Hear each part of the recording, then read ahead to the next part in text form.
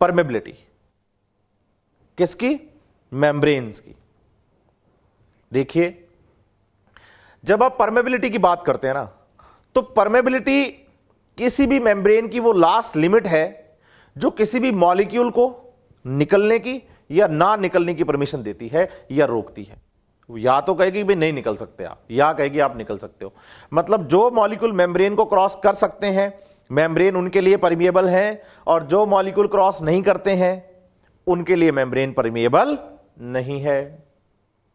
अब देखिए, the extent to which a membrane permits और रिस्ट्रिक्ट्स, रोकती है, रेजिस्ट करती है, the movement of the substances is called as the membrane permeability.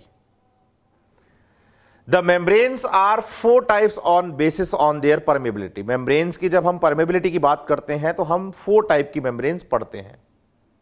यहां सबसे पहली मेम्ब्रेन जो हम पढ़ने जा रहे हैं वो है परमिएबल मेम्ब्रेन्स। देखिए, मेम्ब्रेन्स की परमेबिलिटी हम सॉल्यूशंस के बेसिस पर बताएंगे। आप बताइए कि सेल के अंदर साइटोप्लाज्म में पानी है? बिल्कुल है। क्या सिर्फ पानी है? नहीं, पानी के साथ और भी बहुत सारे मॉलिक्यूल्स प्रेजेंट है। इसका मतलब साइटोप्लाज्म एक पानी नहीं, सिर्फ वाटर नहीं, एक सॉल्यूशन है जिसमें सॉल्वेंट मिलेगा। सॉल्वेंट मतलब मेनली बात कर रहा हूं वाटर की, और साथ में सॉल्यूट्स मिलेंगे। सॉल्वेंट वो सब्सटेंस है जिसमें कोई सब्सटेंस घुलेगा, डिसॉल्व होगा, और सॉल्यूट वो है जो घुलता है। जैसे 1 गिलास पानी में 1 चम्मच नमक मिलाओ आप, तो 1 गिलास पानी में पानी क्या है? सॉल्वेंट। वाटर क्या है? सॉल्वेंट है। और सॉल्ट, नमक क्या है? सॉल्यूट है। तो जब 1 गिलास पानी में 1 चम्मच नमक आप मिला देंगे तो अब आप उस गिलास में पानी नहीं, आप कहेंगे अब ये NaCl सॉल्यूशन है, अब ये सॉल्ट सॉल्यूशन है। तो सॉल्यूशन का मतलब 2 टाइप के सब्सटेंस हैं, first is solvent and second is solutes. तो परमिएबल मेम्ब्रेन्स कौन सी हैं? ऐसी मेम्ब्रेन्स जो सॉल्यूशन के सॉल्वेंट और सॉल्यूट दोनों को ही आने जाने की परमिशन दें, उन मेम्ब्रेन्स को, उन बाउंड्रीज को परमिएबल मेम्ब्रेन्स, परमिएबल बाउंड्रीज कहा जाता है।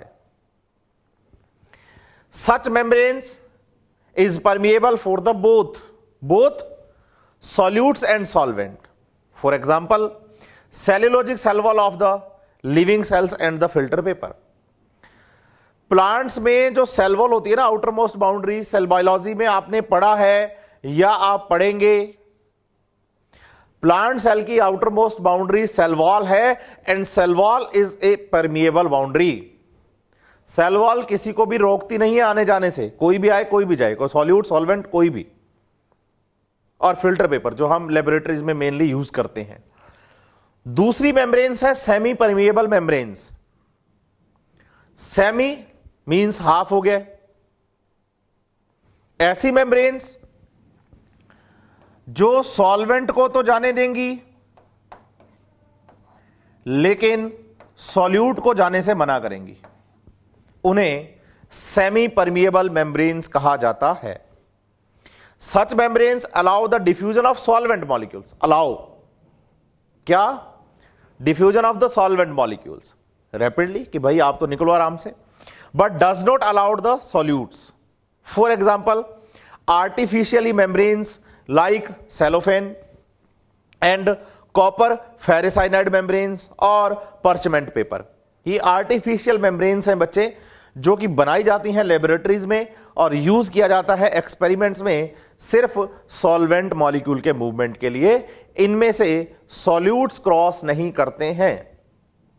तो हमने कितनी परमेबिलिटी पढ़नी है? 4। कितनी पढ़ी है? 2। तो चलिए आगे चलते हैं। थर्ड मेम्ब्रेन है सेलेक्टिवली परमिएबल मेम्ब्रेन्स और the differentially permeable membranes. Selectively permeable, हम सेल मेम्ब्रेन के बारे में बोलते हैं कि plasma membrane, cell membrane of the cell is a selectively permeable membrane. देखिए, ऐसी मेम्ब्रेन्स जो सॉल्वेंट को जाने की परमिशन तो देती हैं लेकिन सॉल्यूट्स जो होते हैं उनके सिर्फ सिलेक्टेड मॉलिक्यूल्स ही जा पाते हैं, हर तरह का सॉल्यूट मेम्ब्रेन को क्रॉस नहीं कर सकता, तो आप उसे सेलेक्टिवली परमिएबल मेम्ब्रेन कहेंगे। तो जब भी हम बात सेल की करते हैं, प्लांट सेल की करते हैं, तो हमें वहां प्लांट सेल की सेल मेम्ब्रेन के बारे में डिस्कस करना है। तो यह बात याद रखिए बच्चे, जब आप बात करेंगे प्लांट सेल की सेल मेम्ब्रेन की, तो हम सेलेक्टिवली परमिएबल मेम्ब्रेन अपने दिमाग में लेकर चलेंगे। Such membranes allow the some selective solutes, some selective solute, selection आ गया ना, to pass through them along with the solvent molecules. For example cell membrane, plasma membrane, मैं बोल के ही आया हूं आपको, टोनोप्लास्ट, ये बच्चे वैक्यूल की मेम्ब्रेन है। प्लांट सेल में सेंट्रल लार्ज वैक्यूल की जो मेम्ब्रेन है उसे टोनोप्लास्ट कहा जाता है। And the membranes of the cell organelles, ER, Golgi body, lysosome, mitochondria, chloroplast, ये सब मेम्ब्रेन बाउंड सेल ऑर्गेनल्स हैं। इनकी मेम्ब्रेन्स भी सेलेक्टिवली परमिएबल मेम्ब्रेन्स होती हैं। मतलब जब जब हम बायो मेम्ब्रेन्स की बात करेंगे ना बेटा, तो हम सेलेक्टिवली परमिएबल मेम्ब्रेन्स की ही बात करने वाले हैं। ये थर्ड टाइप की परमेबिलिटी है। फोर्थ टाइप की परमेबिलिटी है इम्परमिएबल मेम्ब्रेन्स। नाम से क्लियर है, ना तो आने देंगी सॉल्यूट्स को और ना ही आने देंगी सॉल्वेंट्स को। ऐसी मेम्ब्रेन्स को इम्परमिएबल मेम्ब्रेन्स कहेंगे। Membranes which do not allow both solutes and solvent to pass through it, इसमें से नहीं निकल सकते। एग्जाम्पल है, अगर किसी सेल वॉल में सुबेरीन का डिपोजिशन हो जाए, सुबेरीन एक लिपिड मतलब लिपिड नेचर का सब्सटेंस है बच्चे, जो सेल वॉल में डिपॉजिट होता है। अगर आपने प्लांट एनाटॉमी पढ़ी है तो आपको प्लांट एनाटॉमी के अंदर प्लांट रूट जो होती है उसकी एंडोडर्मिस की सेल वॉल सुबेराइज्ड मिलती है। सेकेंडरी ग्रोथ के टाइम पे कॉर्क की सेल्स डेड हो जाती हैं due to deposition of the suberin. अगर आपने एनाटॉमी पढ़ा है तो इनको सुन चुके हैं, या नहीं पढ़ा है आगे चल के पढ़ेंगे इसके बाद, तो आप जरूर पाएंगे कि प्लांट्स में ऐसी भी सेल्स हैं जिनकी सेल वॉल में सुबेरीन का डिपोजिशन होता है, और सुबेरीन का डिपोजिशन होने की वजह से सेल जो है, जो उसकी मेम्ब्रेन्स हैं, जो उनकी बाउंड्रीज हैं, उनकी परमेबिलिटी ब्लॉक हो जाती है, बंद हो जाती है, और वो इम्परमिएबल हो जाते हैं। जो सेल वॉल परमिएबल थी वो सुबेरीन के डिपोजिशन की वजह से इम्परमिएबल हो गई है। तो ये चार टाइप की मेम्ब्रेन्स हैं हमारे पास। परमिएबल पढ़ी हमने, सेमी परमिएबल पढ़ी हमने, सेलेक्टिवली परमिएबल पढ़ी हमने, और लास्ट हमने इम्परमिएबल मेम्ब्रेन्स की बात की, साथ ही साथ इनके एग्जाम्पल्स को भी पढ़ा।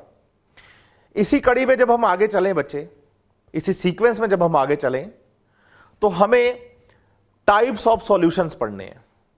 Types of the solutions. सबसे पहले आइसोटोनिक सॉल्यूशन की बात करेंगे। मैं सॉल्यूशन आपको 3 पढ़ाऊंगा, आइसोटोनिक, हाइपोटोनिक एंड हाइपरटोनिक।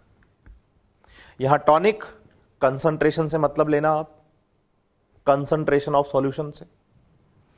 सबसे पहले हम आइसोटोनिक सॉल्यूशन की बात करते हैं, in which a cell is placed has the equal concentration to that cells और cytoplasm and cell sap, then solution is called as the isotonic solution.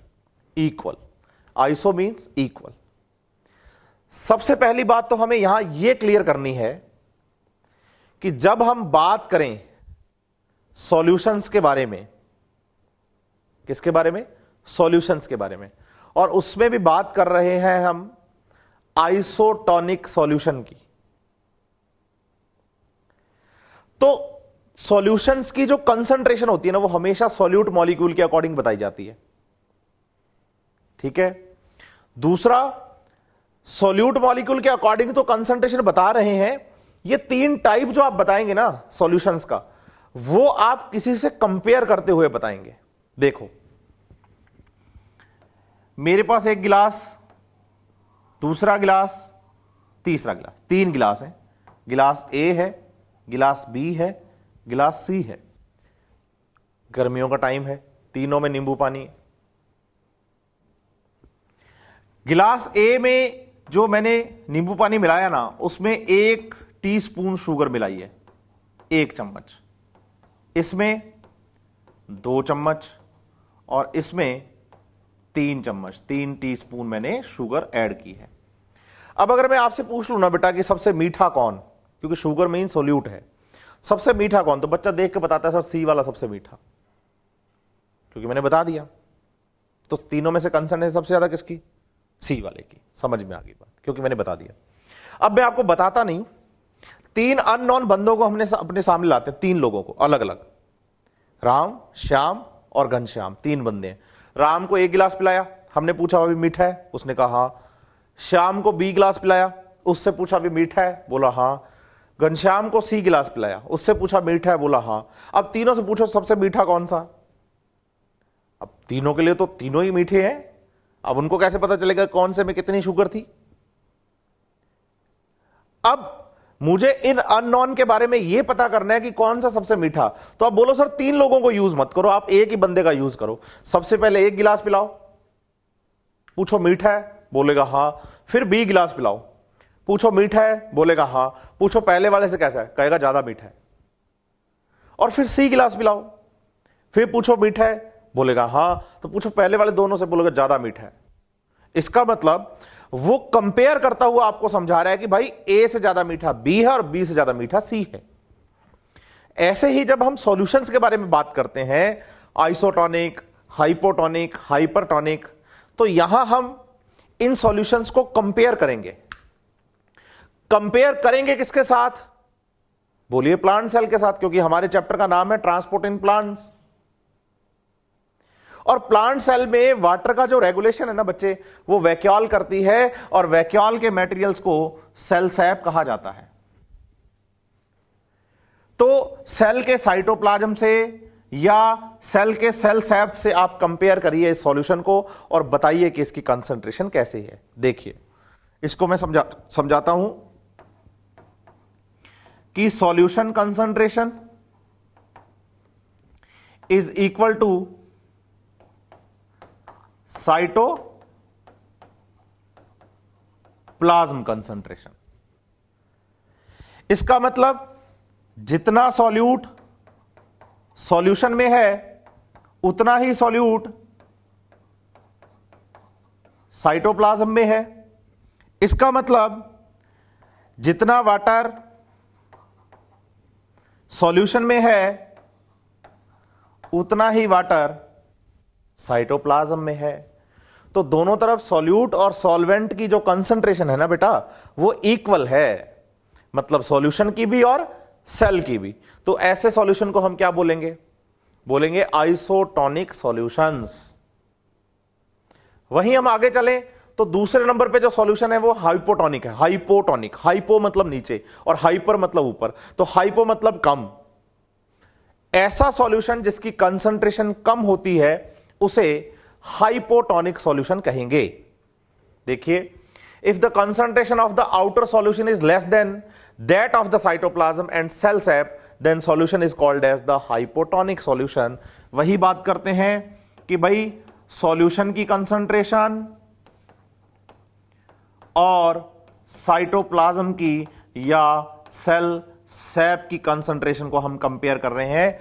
Solution है hypotonic, concentration कम है, इसका मतलब कि सॉल्यूशन में सॉल्यूट कम है और इसकी कंपेयर में साइटोप्लाज्म में सॉल्यूट्स ज्यादा है। और देखिए अगर सॉल्यूट कम है ना बेटा, तो सॉल्वेंट मींस वाटर ज्यादा होगा। इधर देखिए अगर सॉल्यूट्स ज्यादा है ना, तो फिर सॉल्यूशन की कंपेयर में वाटर कम होगा। इसका मतलब हाइपोटोनिक सॉल्यूशन वो होते हैं जिनमें वाटर का कंटेंट, वाटर कंसंट्रेशन सेल की कंपेयर में ज्यादा होती है, क्योंकि अगर पानी ज्यादा होगा तो सॉल्यूट कम होगा। तो इसे मैं क्या बोलूंगा, इसे बोलूंगा हाइपोटोनिक सॉल्यूशन। Hypotonic solution. वहीं तीसरे नंबर पे चलें तो हाइपरटोनिक की बात करें, तो हाइपरटोनिक का मतलब है कंसंट्रेशन ज्यादा, ज्यादा concentration. If the concentration of the outer solution is higher than that of the cytoplasm and the cell sap, such solution is known as hypertonic solution. इसे कंपेयर करें तो वही बोलेंगे कि भाई solution concentration is equal to cytoplasm concentration. हम इसे compare कर रहे हैं तो सॉल्यूशन की कंसंट्रेशन ज्यादा मींस सॉल्यूट ज्यादा और पानी कम, और साइटोप्लाज्म में इसकी कंपेयर में क्या होगा, सॉल्यूट कम और सॉल्वेंट मींस पानी ज्यादा। इसका मतलब हाइपरटोनिक सॉल्यूशंस में वाटर की कंसंट्रेशन, वाटर का जो लेवल है वो एज कंपेयर टू सेल कम होता है। तो हाइपोटोनिक में पानी ज्यादा और हाइपरटोनिक में पानी कम होता है सॉल्यूशंस में एज कंपेयर टू सेल। अब जब हम परमेबिलिटी और टाइप ऑफ सॉल्यूशंस पढ़ लेते हैं तो अब हम चलेंगे आगे हमारे नेक्स्ट टॉपिक पर, जिसका नाम है बच्चे ऑस्मोसिस एंड ऑस्मोटिक प्रेशर।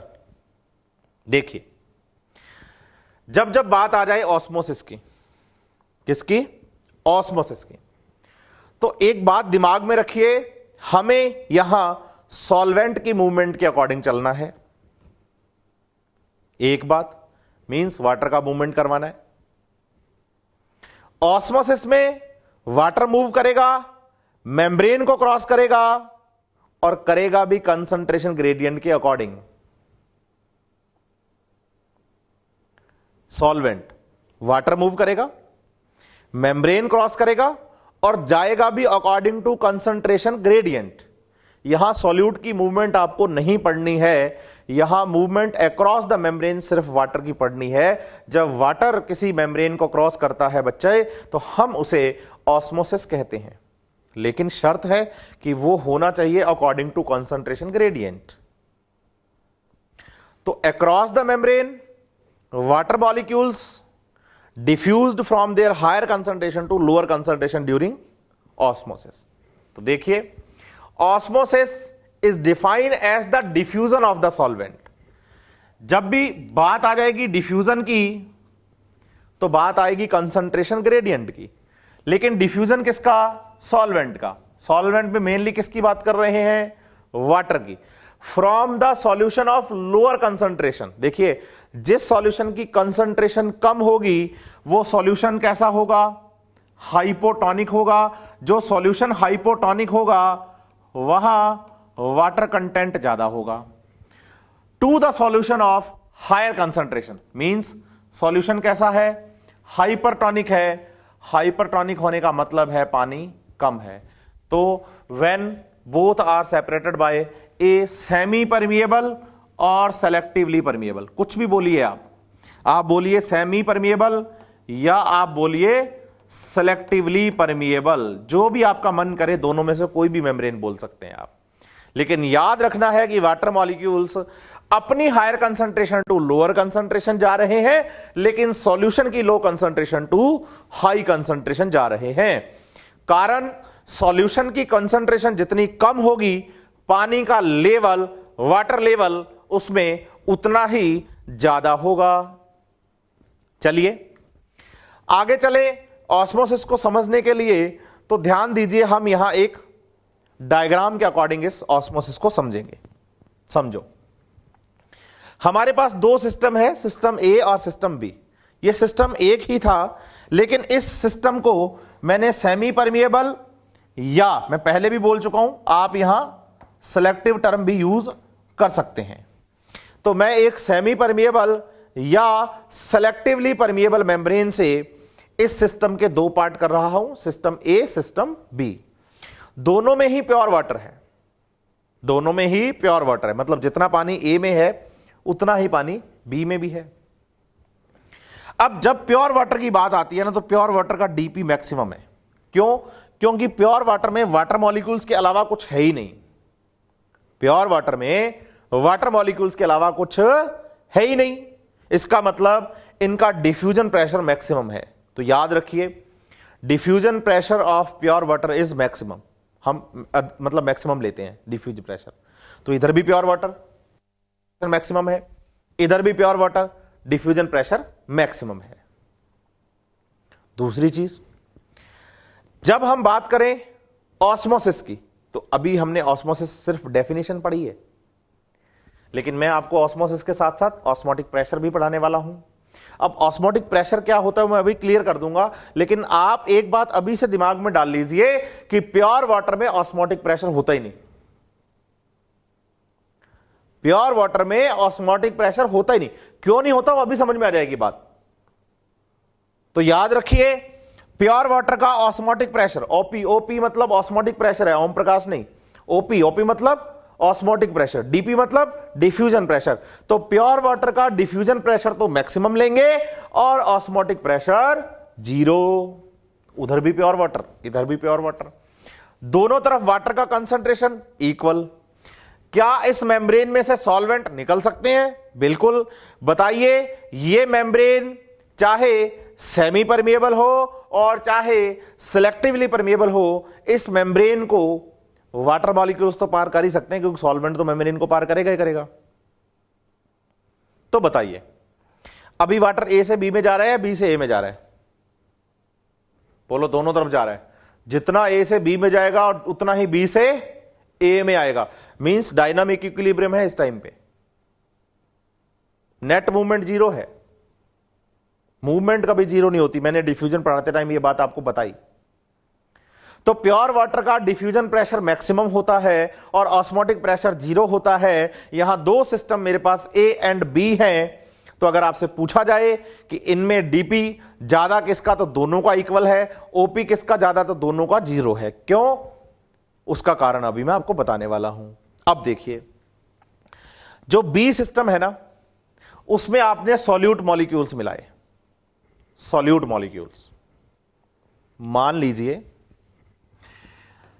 इस तरफ वाटर मॉलिक्यूल्स थे 100, इधर भी वाटर मॉलिक्यूल्स थे 100। अब मैंने बाहर से 40 सॉल्यूट मॉलिक्यूल्स मिला दिए। क्या बी सिस्टम में अब भी प्योर वाटर है?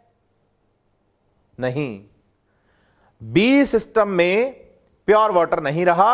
अब बी सिस्टम में सॉल्यूट्स आ गए। Solute plus solvent means water is equal to solution.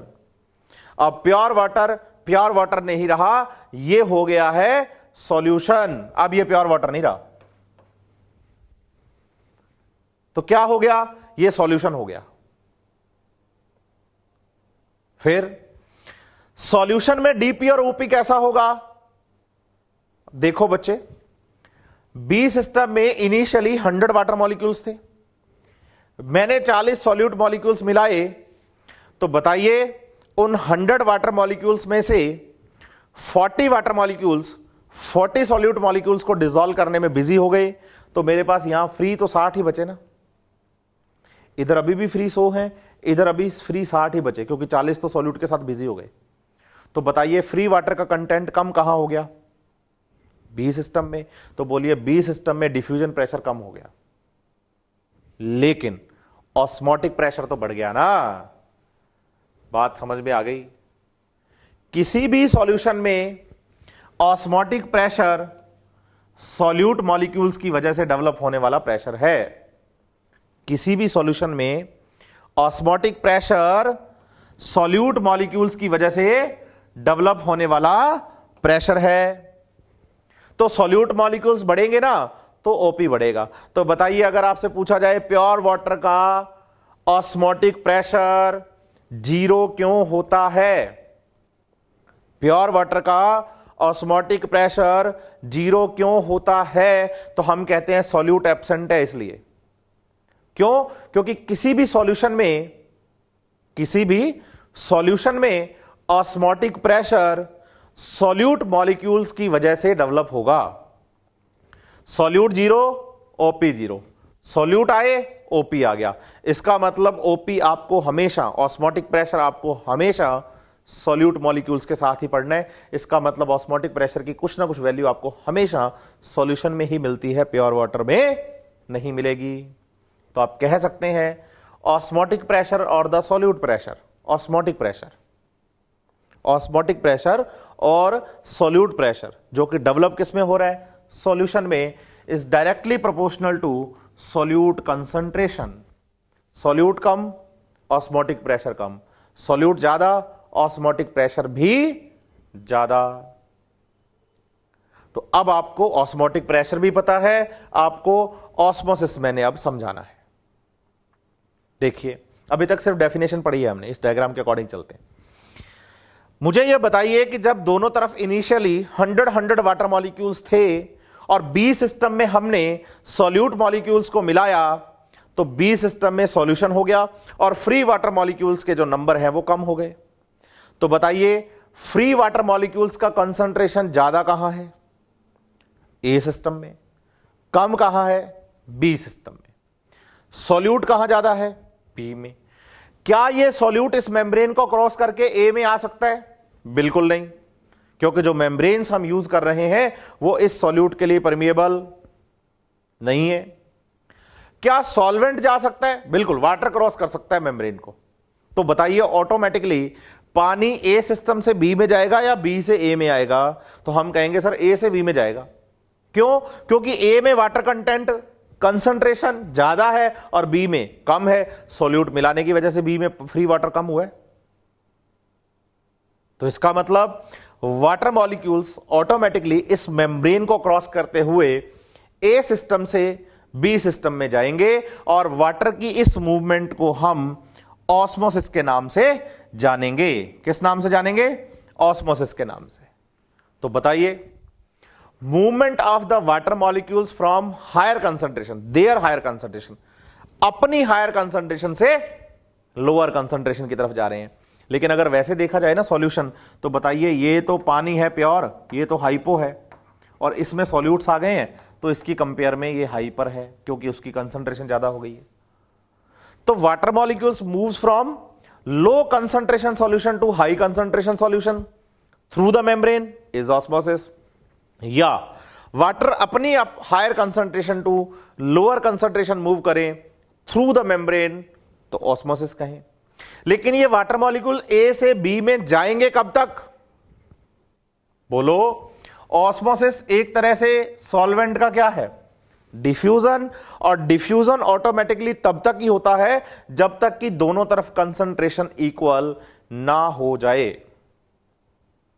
तो समझिए, during the osmosis water molecules can diffuse from their higher concentration to lower concentration through the membrane till equilibrium। जब तक कि दोनों तरफ कंसंट्रेशन इक्वल ना हो जाए तब तक वाटर मॉलिक्यूल्स ए से बी में मूव करते जाएंगे। यह डेमोस्ट्रेशन हुआ किसका? ऑस्मोसिस का। और ऑस्मोसिस में सॉल्यूशन के लिए ही पढ़ना है क्या? Osmotic pressure.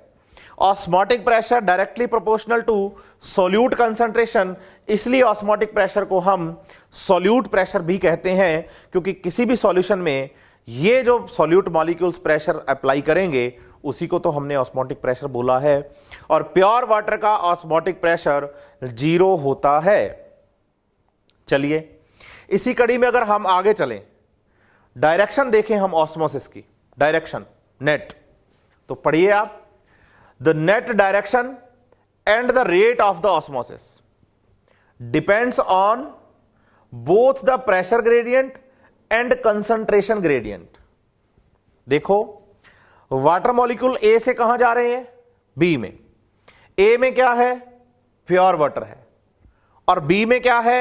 सॉल्यूशन। ए में प्योर वाटर, बी में सॉल्यूशन। सॉल्यूट मिलाने के बाद ही तो वाटर जाना स्टार्ट हुआ है ना।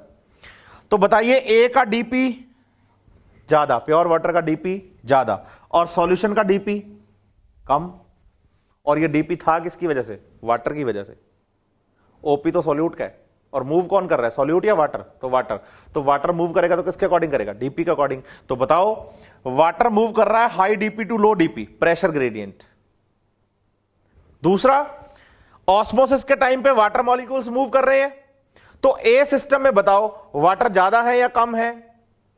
तो ए सिस्टम में तो सर पानी ज्यादा था और बी सिस्टम में सॉल्यूट मिलाने की वजह से फ्री वाटर कम हो गए थे, इसलिए पानी अपनी हायर कंसंट्रेशन टू कहां जा रहा है? Lower concentration. इसका मतलब वाटर कंसंट्रेशन ग्रेडियंट के अकॉर्डिंग भी मूव करते हैं। तो net direction during the osmosis depends on the pressure gradient as well as concentration gradient, दोनों पे डिपेंड करेगा। Net movement of the solvent. ये बात हमने किसके बारे में की? ऑस्मोसिस के बारे में। अभी तक हमने इतना पढ़ा है कि what is osmosis and what is osmotic pressure. चलिए, ये फिगर आपकी एनसीईआरटी का है बेटा। एनसीईआरटी में आपको दो सिस्टम दिए गए हैं। पेज नंबर 180 पर 11.3 फिगर है। जब आप देखेंगे एनसीईआरटी में तो आपको पता चलेगा। दो फिगर दिए गए, मतलब एक फिगर के अंदर आपको दो सिस्टम दिए गए, ए एंड बी।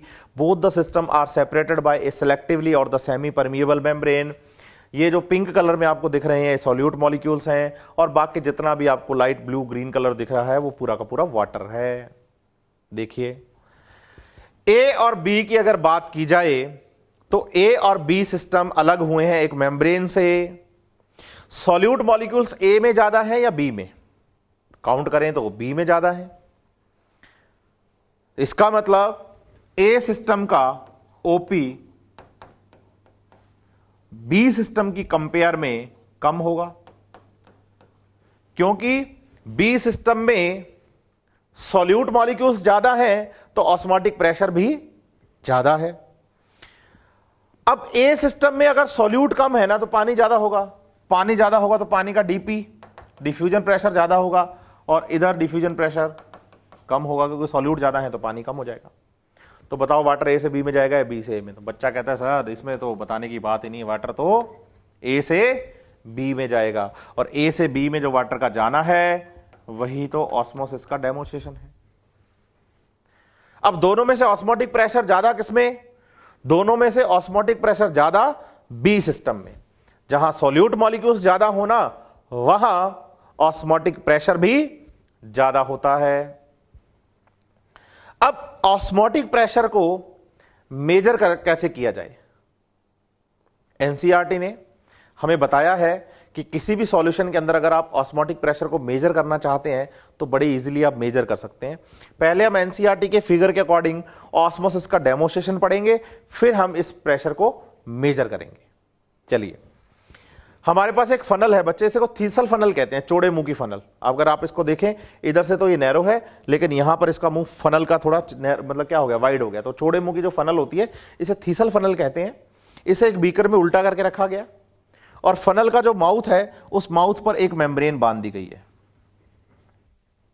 इस फनल के अंदर भरा गया है शुगर सॉल्यूशन, और बीकर में इसके बाहर की तरफ, बीकर में इसके बाहर की तरफ क्या भरा गया है? वाटर। अब देखो, वाटर का डीपी ज्यादा और शुगर सॉल्यूशन का डीपी कम। तो हम देखेंगे कि जो वाटर मॉलिक्यूल्स है ना वो बीकर से इस मेम्ब्रेन से होते हुए इस फनल में जाना स्टार्ट हो जाएंगे। क्यों? क्योंकि वाटर मॉलिक्यूल अपने high DP to low DP move करेंगे थ्रू द मेम्ब्रेन। ये हो जाएगा क्या? ऑस्मोसिस। और थोड़ी देर में हम देखेंगे कि फनल के अंदर जो शुगर सॉल्यूशन का जो लेवल था वो शुगर सॉल्यूशन का लेवल बढ़कर इतना हो गया। ये जो इतना लेवल बढ़ा है ना शुगर सॉल्यूशन का, जो ब्लैक कलर का एरो दिखा रहा है, ये रिजल्ट है किसका? ऑस्मोसिस का, रिजल्ट ऑफ ऑस्मोसिस। ये तो डेमोन्स्ट्रेशन हो गया ऑस्मोसिस का। सही है। अब हमें पता करना है कि इसमें कितना ऑस्मोटिक प्रेशर है, सॉल्यूट का ऑस्मोटिक प्रेशर कितना है। इसे मेजर करने का एनसीईआरटी ने हमें एक तरीका बताया। उसने कहा कि भाई यही सिस्टम है आपके पास, सेम टू सेम सिस्टम है। अंदर शुगर सॉल्यूशन, बाहर बीकर, बीकर में पानी भरा हुआ है। अब क्या करिए, आप एक पिस्टन लीजिए और इस पिस्टन से इस सॉल्यूशन पर प्रेशर लगाना स्टार्ट करिए। यह प्रेशर ज्यादा होना चाहिए एटमॉस्फेरिक प्रेशर से। एटमॉस्फेरिक प्रेशर पे तो डेमोन्स्ट्रेशन हो ही गया ना ऑस्मोसिस का। अब आप बाहर से क्या लगाना स्टार्ट करें? पिस्टन से प्रेशर लगाना स्टार्ट करें। जैसे जैसे आप इस पिस्टन से इस फनल पर प्रेशर लगाएंगे, सॉल्यूशन पर प्रेशर लगाएंगे, वैसे वैसे वाटर एंट्री स्लो हो जाएगी। एक टाइम ऐसा आएगा जब वाटर एंट्री बंद हो जाएगी। बताइए, जिस एक्सटर्नल प्रेशर पर वाटर एंट्री फनल में बंद हो जाए वो प्रेशर ऑस्मोटिक प्रेशर के इक्वल होता है। मान लो बाहर से मुझे प्रेशर कितना लगाना पड़ा, 5 बार, तो बताओ इस सॉल्यूशन का ओपी कितना, 5। 5 बार प्रेशर लगाने पर अगर वाटर एंट्री फनल में बंद हो गई है तो इसका मतलब यह हो गया कि 5 बार प्रेशर है इस सॉल्यूशन का। तो जिस एक्सटर्नल प्रेशर पर वाटर एंट्री सॉल्यूशन में बंद हो जाए वो प्रेशर ऑस्मोटिक प्रेशर के इक्वल होगा। देखिए, ओपी ऑफ ए सॉल्यूशन, किसी भी सॉल्यूशन का OP equal to the pressure required to prevent the water from the diffusion in hypertonic solution. मतलब इस शुगर सॉल्यूशन के अंदर, हाइपरटोनिक सॉल्यूशन में जिस एक्सटर्नल प्रेशर पर वाटर एंट्री बंद हो जाती है वो प्रेशर ऑस्मोटिक प्रेशर के इक्वल होता है। देखो, मैं इक्वल बोल रहा हूं, यहां भी यही लिखा है, इज इक्वल। मैं ये नहीं कह सकता कि बाहर से लगाया गया प्रेशर ऑस्मोटिक प्रेशर है, फिर तो मैं मेरी बात को डिनाई कर दूंगा, क्योंकि थोड़ी देर पहले मैंने ये बोला कि ऑस्मोटिक प्रेशर सॉल्यूट मॉलिक्यूल्स का होता है, मैं तो पिस्टन से लगा रहा हूं। इसका सीधा मतलब यह है बेटा कि आप समझिए, ऑस्मोटिक प्रेशर उस प्रेशर के बराबर होगा, इक्वल होगा, बाहर से लगाए गए प्रेशर के बराबर होगा जिस प्रेशर पर वाटर एंट्री बंद हो जाती है। तो बाहर से अगर मैंने 5 प्रेशर लगाया, 5 बार लगाया और वाटर एंट्री बंद हो गई, तो इसका मतलब वो प्रेशर ऑस्मोटिक प्रेशर के इक्वल है। इन केस, अब एनसीईआरटी आपको इसी टॉपिक के अंदर एक छोटा सा क्वेश्चन पूछती है, इन केस सुक्रोज, मतलब ये जो शुगर इन्होंने लिया ना बेटा, ये शुगर, जो शुगर सॉल्यूशन आप पढ़ रहे हैं, ये शुगर, ये कह रहे हैं कि सुक्रोज है, ठीक है, does diffuse out through the membrane. अगर ऐसा हो जाए कि इस मेम्ब्रेन में पोर हो जाए और जो शुगर सॉल्यूशन में शुगर है ना वो बीकर में आ सके, will this equilibrium be ever reached? क्या इक्विलिब्रियम आएगा? अभी तो मुझे पता है कि पानी बीकर से फनल में तब तक जाएगा जब तक कि दोनों तरफ इक्विलिब्रियम ना आ जाए, सही है। अब वो कह रहे हैं कि अब इस मेम्ब्रेन में पोर हो जाए और जो सॉल्यूट मॉलिक्यूल्स है ना वो बीकर में आ सकें, तो क्या इक्विलिब्रियम आएगा? बोलो यस। पहले जब मेम्ब्रेन में पोर नहीं था ना और सिर्फ वाटर मॉलिक्यूल्स ही मेम्ब्रेन को क्रॉस कर पा रहे हैं, तो इक्विलिब्रियम सिर्फ वाटर मॉलिक्यूल्स का आएगा, मींस सिर्फ सॉल्वेंट का आएगा। लेकिन अगर इस पोर में से मेम्ब्रेन भी निकल सके, मतलब मेम्ब्रेन में से सॉल्यूट्स भी निकल सकें, तो इक्विलिब्रियम आएगा, बिल्कुल आएगा। इस बार इक्विलिब्रियम सॉल्यूट और सॉल्वेंट दोनों का आएगा। सॉल्वेंट बीकर से अंदर जाएगा क्योंकि अंदर पानी कम है सॉल्यूशन में, और सॉल्यूट अंदर से बाहर आएगा क्योंकि बीकर में पानी है, सॉल्यूट नहीं है। तो इक्विलिब्रियम तो आएगा, लेकिन इस बार इक्विलिब्रियम दोनों का आएगा। और वैसे अगर बात की जाए कि मेम्ब्रेन में पोर्स नहीं है या मेम्ब्रेन से शुगर जो है वो डिफ्यूज नहीं हो पा रही, तो इक्विलिब्रियम आएगा, तब भी आंसर यस है, लेकिन तब इक्विलिब्रियम सिर्फ और सिर्फ सॉल्वेंट का आएगा। लेकिन अगर शुगर इस मेम्ब्रेन से पार हो सके तो इक्विलिब्रियम दोनों का ही आएगा, सॉल्यूट का भी और सॉल्वेंट का भी। अभी तक हमने बात की है ऑस्मोटिक प्रेशर के बारे में, कि जो ऑस्मोटिक प्रेशर है वो डायरेक्टली प्रोपोर्शनल है सॉल्यूट कंसंट्रेशन के। अगर किसी सेल में सॉल्यूट की अमाउंट ज्यादा है तो उसमें ऑस्मोटिक प्रेशर ज्यादा होगा। क्यों?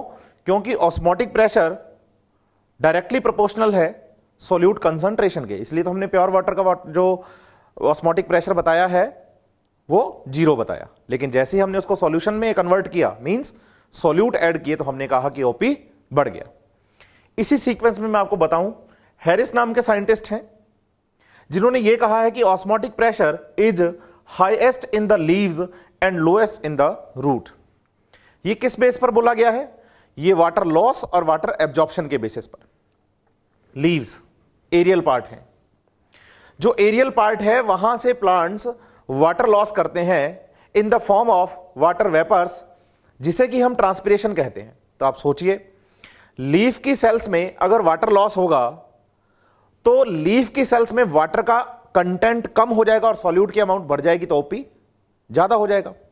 लेकिन रूट्स जो हैं वो सॉइल से वाटर एब्जॉर्ब करती हैं। इसका मतलब रूट में वाटर क्या कर रहा है, एंटर कर रहा है। तो रूट में वाटर एंटर कर रहा है मींस रूट सेल्स में लीफ की कंपेयर में ओपी कम होगा, क्योंकि वहां वाटर का कंटेंट ज्यादा होगा। इसलिए उन्होंने ऐसा बोला कि भाई osmotic pressure is highest in the leaves and lowest in the roots. ये वाटर लॉस और वाटर एब्जॉर्प्शन के बेसिस पर। दूसरी बात है कि generally osmotic pressure is less during the night and higher at noon. Night में टेम्परेचर कम है तो ट्रांसपिरेशन भी कम है, तो वाटर लॉस कम है। इसका मतलब ओपी कम है, क्योंकि पानी प्लांट के पास ज्यादा है, क्योंकि लॉस नहीं हो रहा। लेकिन अगर हम बात करें नून की, तो नून में दोपहर का टाइम है, लाइट ज्यादा है, टेम्परेचर ज्यादा है, ट्रांसपिरेशन ज्यादा है, वाटर लॉस ज्यादा है। तो वाटर लॉस ज्यादा है मींस सॉल्यूट कंसंट्रेशन सेल्स में ज्यादा हो गई है और ओपी का लेवल बढ़ गया है। इसी पर बेस्ड अगर हम सीक्वेंस देखें ओपी की, तो हम कहेंगे कि ओपी सबसे कम होगा हाइड्रोफाइट्स में, उससे ज्यादा होगा मीजोफाइट्स में, उससे ज्यादा होगा जीरोफाइट्स में, और सबसे ज्यादा होगा हेलोफाइट्स में। देखिए, हाइड्रोफाइट्स जो प्लांट वाटर में है, वाटर में डूबे हुए हैं, पानी खूब है उनके पास, तो सिंपल सी बात है, फ्रेश वाटर प्लांट्स हैं तो हाइड्रोफाइट्स हैं।